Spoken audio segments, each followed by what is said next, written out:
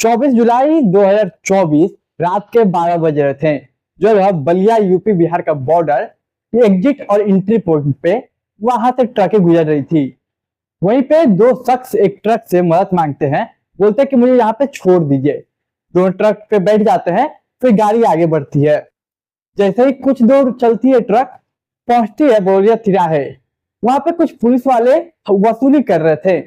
जैसे इस ट्रक की वसूली करते हैं, वो ट्रक पे दो बैठे इंसान वो दोनों पुलिस वालों को अरेस्ट कर लेते हैं। ये देखते ही तमाम वहां पे जो पुलिस वाले थे उनमें से 3 पुलिस वाले भागने में कामयाब होते हैं। और आप सोच रहे हो कि आखिर ये दो शख्स जो थे वो एक नॉर्मल से शख्स आखिर दो पुलिस वालों को अरेस्ट कैसे कर सकते हैं। तो दरअसल वो कोई और नहीं, वो आजमगढ़ के डीआईजी वैभव कृष्ण थे और दूसरे आजमगढ़ के ही एडीजी पीयूष मोडिया थे। जी हाँ, अब आप सोच रहे क्या किया था, क्या हुआ कि इन्होंने पुलिस वालों को अरेस्ट किया, वो भी इस तरीके से, कोई फिल्मी अंदाज लग रहा है। तो ज्यादातर मामला ये है कि इन्हें कुछ दिनों से लगातार कंप्लेन मिल रही थी कि बिहार यूपी बलिया बॉर्डर के पास कुछ वसूली का काम चल रहा है।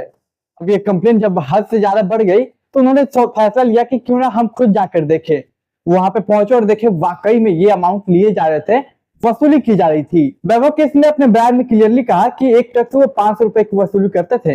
अब आप खुद सोचे कि एक दिन में अगर हजारों ट्रक गुजरते हैं और इनमें से 500 तो 5 लाख रुपए होते हैं। तो 3 से 5 लाख के बीच अमाउंट रखते हैं तो महीने के यह आंकड़ा करोड़ों को टच कर देता है। तो आप वैभव कृष्ण का ये बयान सुनिए, फिर हम मिलते हैं। यही क्षेत्र में बिहार और उत्तर प्रदेश का जहाँ पे बॉर्डर पड़ता है, भरौला तिराहा एक जगह पड़ती है, भरौली तिराहा।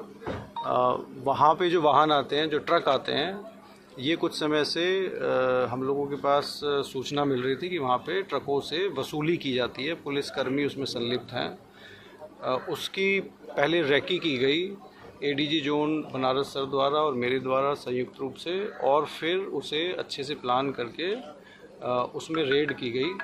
उसमें काफ़ी लोगों की गिरफ्तारी हुई है जो दलाली करते थे। पुलिस के साथ मिलके 2 पुलिसकर्मी अरेस्ट हुए हैं, 2 कांस्टेबल्स अरेस्ट हुए हैं। 3 पुलिसकर्मी उसमें मौके से वो भाग गए।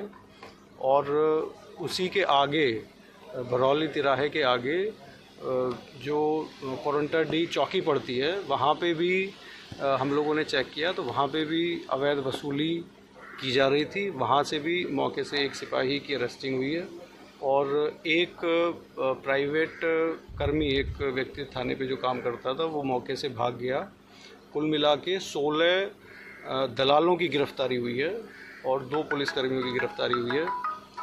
इसमें पूरे चौकी कोरंटा डी को सस्पेंड किया गया है और थाना प्रभारी नरही को सस्पेंड किया भी इसमें लिखी गई है, जिसमें कि कई पुलिसकर्मी हैं और जो ये दलाल हैं इनके खिलाफ एफआईआर की गई है। करीब 37,500 रुपये बरामद हुए हैं, 14 मोटरसाइकिल बरामद हुई हैं। और इस तरीके के तथ्य प्रकाश में आए कि ये लोग प्रति वाहन 500 रुपये वसूलते थे और एक रात्रि में करीब 1000 वाहन जो है वो गुजरते थे।